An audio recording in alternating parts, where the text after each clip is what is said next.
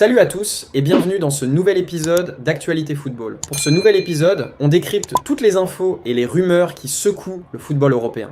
Au programme, nous parlons du dossier Julián Álvarez qui continue de faire parler en Espagne, Brentford boucle l'arrivée d'El Hadji Malick Diouf, le Real Madrid accélère pour un jeune crack, Manchester City annonçait l'arrivée Ayoub Wadi, Liverpool passe à l'offensive pour Ismaïla Sarr, et d'autres surprises, alors reste bien jusqu'à la fin et abonne-toi sur la chaîne. C'est parti. Selon les dernières informations de Playtigoal, Kicker, Fabrizio Romano, Sky Sports et l'équipe, un accord verbal a été trouvé entre le Bayer Leverkusen et Al Ittihad pour le transfert de l'international français. Le montant de l'opération devrait avoisiner les 30 millions d'euros, tandis que Diaby devrait s'engager avec Leverkusen jusqu'en 2031. Les échanges de documents ont déjà commencé et sa visite médicale est attendue prochainement en Allemagne. Ce retour intervient après plusieurs rebondissements. L'Inter Milan avait tenté de recruter le joueur avec une offre d'environ 20 millions d'euros, tandis que Leverkusen avait également formulé une proposition similaire. Diaby avait même trouvé un accord avec Sunderland, mais le transfert a finalement échoué pour des raisons administratives.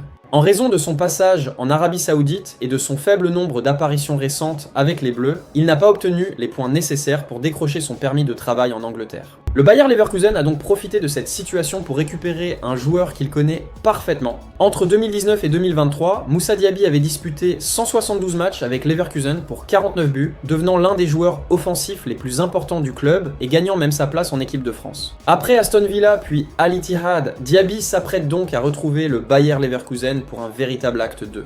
Un retour qui pourrait clairement relancer sa carrière en Europe. Et de l'autre côté, selon plusieurs informations, dont AS, le club madrilène serait tout proche de boucler la signature d'Oscar Nassei, jeune défenseur ghanéen de 21 ans actuellement sous contrat avec Grenade jusqu'en juin 2028. Le Real Madrid aurait accéléré les négociations ces derniers jours et serait même parvenu à devancer plusieurs concurrents, notamment le Rayo Vallecano. Le joueur né à Accra en février 2005 évolue principalement au poste de défenseur central, mais il peut également dépanner comme latéral droit. Un profil particulièrement intéressant pour les Merengues grâce à sa puissance physique, sa polyvalence et son expérience déjà acquise en 2e division espagnole. La saison dernière, Nassei a disputé 39 rencontres de Segunda Division avec un but à la clé. Et son évolution semble continuer puisqu'il a débuté comme titulaire les 2 premières journées de championnat cette saison avec Grenade. Concernant son arrivée à Madrid, le plan serait clair. Oscar Nassei devrait d'abord rejoindre le Real Madrid Castilla afin de poursuivre sa progression et de s'adapter aux exigences du club avant, pourquoi pas, de prétendre un jour à l'équipe première. Sur le montant, les informations divergent. Certaines sources évoquent une opération autour de 1,5 million d'euros, tandis qu'AS parle d'un montant pouvant atteindre environ 10 millions d'euros. Une chose semble donc se confirmer. Le Real Madrid continue de miser sur les jeunes talents et pourrait bientôt accueillir une nouvelle pépite africaine. Alors, Oscar Nassei sera-t-il la prochaine bonne surprise de la Castilla? Affaire à suivre de très près et abonne-toi sur la chaîne. Et maintenant, le latéral gauche sénégalais est tout proche de quitter West Ham pour rejoindre Brentford dans une opération qui pourrait atteindre 40 millions de livres sterling, soit environ 47 millions d'euros selon le taux de change, avec 35 millions fixes et 5 millions de bonus. D'après les informations rapportées notamment par Fabrizio Romano et Santi Auna, les deux clubs sont très avancés dans les négociations. Il resterait seulement quelques détails à régler avant de finaliser l'accord. À seulement 21 ans, Diouf s'est rapidement imposé comme un profil très intéressant en Premier League. Arrivé à West Ham en provenance du Slavia Prague pour environ 19 millions de livres, le Sénégalais a réalisé une première saison convaincante avec 5 passes décisives en 34 apparitions. Son profil offensif, sa percussion et surtout la qualité de ses centres ont séduit Brentford. Le club londonien cherche justement à renforcer son couloir gauche, notamment en raison des problèmes physiques rencontrés par Rico Henry et Aaron Hickey. Cette saison, Diouf a déjà disputé 2 rencontres, mais son avenir à West Ham semble désormais très incertain. Il a notamment été écarté lors des 2 derniers matchs du club, un signe qui pourrait confirmer l'imminence de son départ. À Brentford, le Sénégalais pourrait donc avoir un rôle important et apporter une véritable menace offensive sur le côté gauche, notamment pour alimenter Igor Thiago, meilleur buteur du club la saison dernière. Alors, que pensez-vous de cette possible arrivée d'El Hadji Malick Diouf à Brentford? Notez cette recrue de 1 à 10. Et maintenant, du côté Barcelone, À quelques jours de la fermeture du mercato estival, le Barça ne lâche toujours pas l'attaquant argentin de l'Atlético de Madrid. Et cette fois, le dossier prend une nouvelle dimension puisque Joan Laporta a publiquement confirmé l'intérêt du club catalan. Le président barcelonais a expliqué que le Barça avait déjà pris contact avec l'Atlético afin de transmettre une proposition pour Julián Álvarez. Le message est donc très clair, si Madrid ouvre la porte à un départ, Barcelone veut être présent et tenter de conclure l'opération. Mais du côté de l'Atlético, la réponse est particulièrement ferme. Le club madrilène aurait fait savoir qu'il n'existe aucune possibilité de vendre Julián Álvarez au FC Barcelone. Et selon cette position rapportée, le problème ne serait même plus financier, mais une question de dignité et de respect envers l'Atlético. Le club rojiblanco considère notamment avoir subi des conséquences économiques et sociales dans cette affaire et refuse donc catégoriquement d'envisager une vente au Barça. Pourtant, autour de Julián Álvarez, les signaux continuent de faire parler. L'attaquant argentin aurait notamment été sifflé récemment au Metropolitano. Puis, et quelques heures plus tard, il aurait aimé une vidéo TikTok le montrant avec le maillot du FC Barcelone, accompagné de sa célèbre célébration de Spider-Man. Un simple « j'aime » qui a évidemment relancé les spéculations sur son avenir. Mais surtout, le Barça aurait pris une décision importante concernant la suite de son mercato. Selon Sport, Julián Álvarez reste la priorité absolue. Barcelone ne voudrait pas recruter un joueur simplement pour remplacer l'Argentin en cas d'échec. Des noms comme Harry Kane ou Joan Pedro auraient été étudiés, mais ces pistes seraient jugées trop compliquées.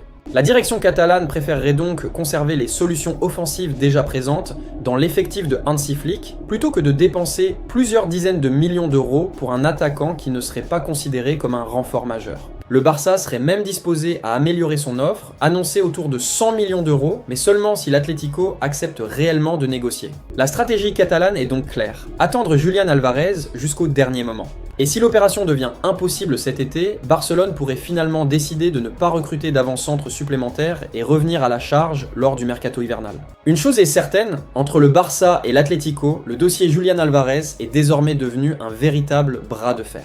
Laporta veut l'Argentin. L'Atlético refuse catégoriquement de le vendre au Barça. Et le temps presse avant la fermeture du mercato. Et du côté Liverpool vient de se positionner très sérieusement sur Ismaïla Sarr, l'ailier sénégalais de Crystal Palace. Alors que les Reds étaient récemment intéressés par Yankuba Minteh, le dossier aurait été abandonné en raison des exigences financières jugées trop élevées. Liverpool a donc décidé de réorienter ses efforts vers Ismaïla Sarr, devenu une piste concrète pour renforcer son secteur offensif. Selon les informations qui circulent, des discussions sont déjà engagées entre Liverpool et Crystal Palace. Une première proposition d'environ 50 millions de livres sterling aurait même été évoquée. Attention toutefois, d'autres informations indiquent qu'aucune offre officielle n'a encore été formellement transmise. Le dossier est donc clairement en cours de négociation. Du côté de Crystal Palace, la position reste ferme. Le club anglais considère Ismaïla Sarr comme un élément important de son effectif et aurait déjà repoussé plusieurs approches, notamment celle de Galatasaray. Les Eagles réclameraient autour de 60 millions d'euros pour accepter de laisser partir leur attaquant. Et Liverpool peut avoir un argument de poids. Le joueur serait favorable à un départ vers Anfield. Ismaïla Sarr serait particulièrement séduit par l'idée de rejoindre les Reds et de poursuivre sa carrière en Premier League sous les couleurs d'un club aussi prestigieux. Cette saison, le Sénégalais s'est particulièrement illustré avec Crystal Palace. Il aurait inscrit 28 buts, toutes compétitions confondues, confirmant son importance dans le secteur offensif du club londonien. Sa vitesse, sa percussion et sa capacité à évoluer aussi bien sur un côté que dans l'axe correspondent parfaitement au profil recherché par Liverpool. Les Reds veulent donc accélérer dans cette dernière ligne droite du mercato. Et avec la fermeture du marché qui approche, les prochains jours pourraient être décisifs. Liverpool réussira-t-il à convaincre Crystal Palace de lâcher Ismaïla Sarr ? Une chose est certaine, le dossier est désormais bien réel et les discussions sont lancées. Et pour en finir, Ayoub Boadi quitte le LOSC et rejoint Manchester City. Le jeune milieu de terrain marocain de 18 ans s'est engagé avec les Sky Blues jusqu'en 2031, après un transfert estimé à 100 millions d'euros, bonus compris. Une opération historique puisque Boadi devient la plus grosse vente de l'histoire de la Ligue 1 vers un championnat étranger. Il devient également la deuxième plus grosse vente de l'histoire du championnat de France derrière Kylian Mbappé, transféré de Monaco au PSG pour 180 millions d'euros. Formé à Lille, Boadi quitte son club après avoir disputé 96 matchs avec les Dogs. Il s'est rapidement imposé comme l'un des grands espoirs du football mondial et compte déjà 8 sélections avec le Maroc. À Manchester City, le jeune milieu portera le numéro 32. Après sa signature, Boadi a déclaré que Manchester City était, pour lui, le meilleur club du monde, ajoutant que rejoindre les Citizens représentait un véritable rêve. Il a également expliqué qu'il adorait le style de jeu de City et qu'il voulait continuer à progresser au plus haut niveau. De son côté, le directeur sportif Hugo Viana a salué son potentiel, estimant que Boady possède toutes les qualités nécessaires pour devenir un milieu de terrain de très haut niveau. Un transfert XXL pour un joueur de seulement 18 ans. Ayoub Boady est officiellement un joueur de Manchester City jusqu'en 2031. Que pensez-vous de cela? Dites-nous dans le commentaire. Et c'est tout pour cette revue Mercato. Restez connectés pour toutes les infos transferts brûlantes et abonne-toi sur la chaîne et active la cloche de notification pour ne rien rater de nos prochaines vidéos. Bye bye bye.